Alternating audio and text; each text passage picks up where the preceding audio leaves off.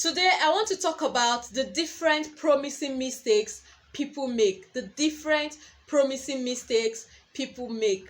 Welcome to my YouTube channel. How are you all doing? My name is Ruth, and if you're just joining this channel for the first time, make sure you click on the subscription button because I am going to be talking about different topics that will be of great benefit to a skin therapist. So if you're a skin therapist and you're on this channel or you're an intended skin therapist, don't forget to click on the subscription button. So guys, let's get right into our topic for today: the different promising mistakes different skin therapists make, or you make if you're an intending skin therapist. I'm going to talk about those mistakes and I'm going to proffer solutions to those mistakes.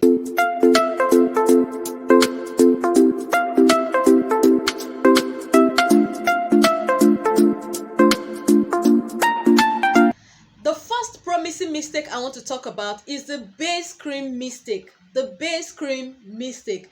Many of you think you can use any base cream to formulate anything you want to formulate, which is not true. You don't use any base cream to formulate anything you want to formulate.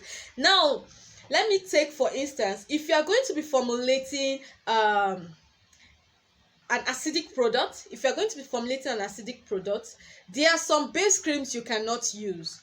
For instance, a base cream with an ingredient called carboma. A base cream with an ingredient called carboma cannot be used for an acidic combination. Now, let me talk about the acidic products.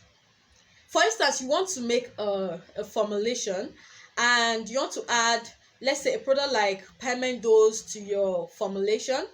You want to add, let's say, oils with fruit acids, fruit acids. You want to add concentrates with fruit acids, you want to add serums with fruit acids, and the rest of them. Now, these things are acidic products. These things are acidic. These things have acidic ingredients. So you don't mix those acidic ingredients, those acidic serums, concentrates, those concentrates with acidic ingredients in a base cream with carboma. Now, carboma cannot withstand acidic ingredients. Once you add an acidic product into a base cream with carboma, that base cream will become watery.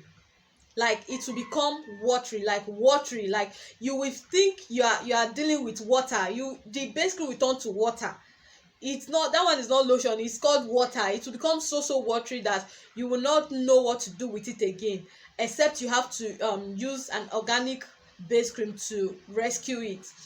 So why will it turn to water? Now, like I said, carboma does not withstand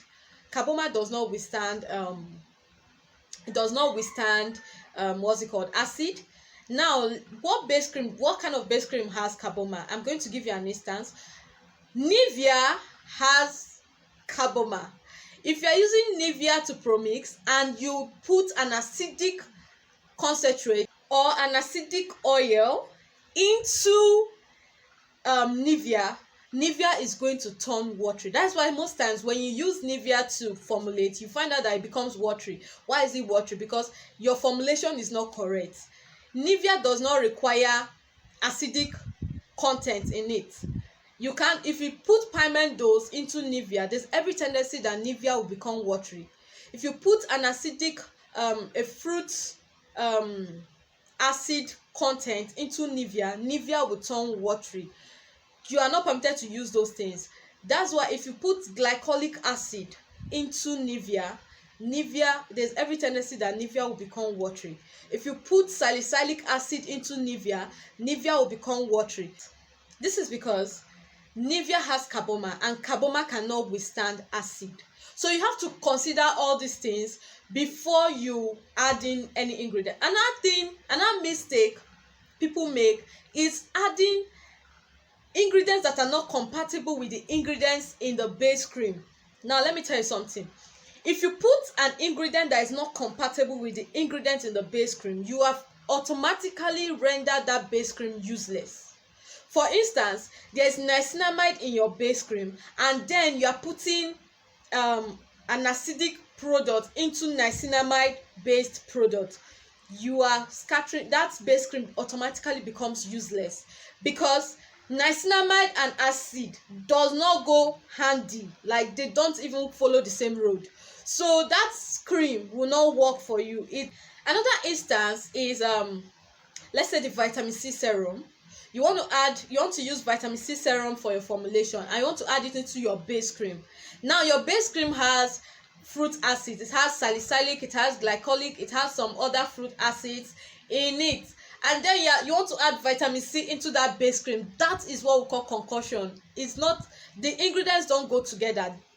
Vitamin C cannot go with glycolic, vitamin C cannot go with salicylic, and at the end of the day, if you add that into that formulation, it will end up damaging your skin instead of helping your skin, or it won't even work, because that glycolic is going to destroy your vitamin C. Another thing again is, you have vitamin C and you have niacinamide based products, niacinamide based base cream, and then you want to put vitamin C into niacinamide. It will turn your niacinamide to niacin, which becomes very, very, very dangerous to your skin. It becomes very, very dangerous. So another mistake people make is putting ingredients that are not compatible with each other when promixing.